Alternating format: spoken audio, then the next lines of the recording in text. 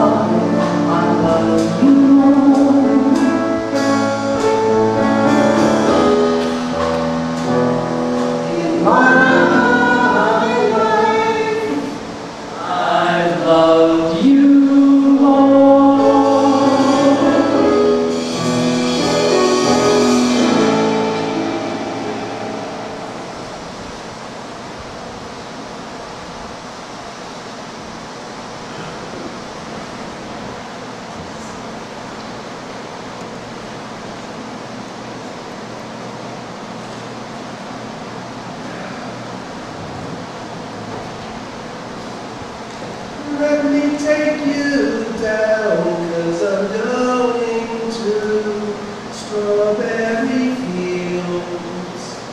Nothing is real, and nothing to get on about. Strawberry fields forever. You know, we all think that we may know at least a part of the story about the man whose name became synonymous with the phrases, "I am the walrus" and "Strawberry Fields Forever." This is the story of John Lennon, born in Liverpool, England, on October 9th, 1940, to Julia and Alfred Lennon. His birth was during one of the worst raids on that city during World War II, and his tumultuous entrance into the world was an omen of things to come during his life. He lived with his parents on Penny Lane, no coincidence there, but only very briefly. At the age of 5, his parents had separated. His father left the then toddler John and his mother behind to travel extensively as a merchant seaman. This broke the couple apart. Upon taking up with another man, John's mother Julie handed the young John off to her elder sister Mimi and her husband George with the hope that they could offer John a better life than she could. So Aunt Mimi and Uncle George, they basically became the closest thing to parents that John would ever know. A few years later, Alfred returned, and terrified John was asked to choose to go with his father or to stay where he was with his aunt and uncle. And he chose to stay. He didn't see his father again until he was 21. Family tragedies, unfortunately, were just beginning for poor John. Uncle George died when John was only 11 years old. And John began a reconciliation with his mother as a teenager, but his mother was killed when John was only 17, when she was run over by an off-duty policeman right outside Aunt Mimi's house. Now, John, he dealt with his pain that he was experiencing throughout his life in a variety of ways. Clearly, in his youth, he tried to escape it through a wild, rebellious, rock and roll lifestyle. This included the use of many types of substances that only dulled his pain, making it even more difficult to actually release it. In retrospect, John talked quite openly about that phase of his life. He said, quote, "After my mother's death, I was sort of in a blind rage for 2 years. I was either drunk or fighting. There was something the matter with me. I cried a lot about not having parents and it was torture, but it also gave me an awareness early." End quote. His musical career began when Aunt Mimi, bless her heart, bought him a guitar in 1956. Before the year was over, he had formed his first group called the Quarrymen, named after Quarry Bank High School, where John was attending. Now, his primary focus on the rock and roll band prompted his Aunt Mimi to say, quote, "The guitar's all very well as a hobby, John, but you'll never make a living out of it." By 1960, after many changes in membership and various group names, John's group consisted of himself, Paul McCartney, George Harrison, Stuart Sutcliffe, and Pete Best, and was known as the Beatles. Now, major transitions occurred in 1962, including the additions of an actual group manager, a real producer, and an honest-to-God recording contract.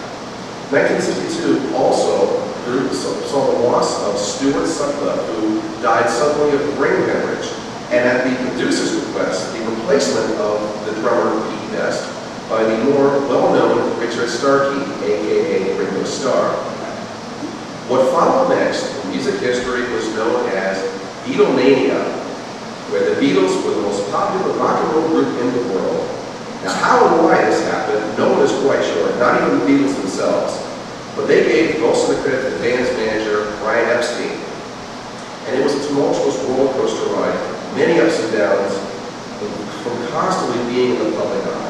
John said it was like being in the eye of a hurricane. Life inside Beatlemania for John and the others really wore thin quickly. By 1966, they had agreed they had had enough of the public arena, and the last public concert ever was performed in San Francisco in August of that year. Their music, they left behind the mainstream and began to experiment on many levels. Not coincidentally, the Beatles themselves were experimenting on many levels, including their increased use of drugs. With the death of their manager, Brian Epstein, in 1967 by a drug overdose, nonetheless, the Beatles lost that main force that was holding them together. While the next 2 years produced the best quality of music the Beatles ever did, it became very clear that the individual passions of John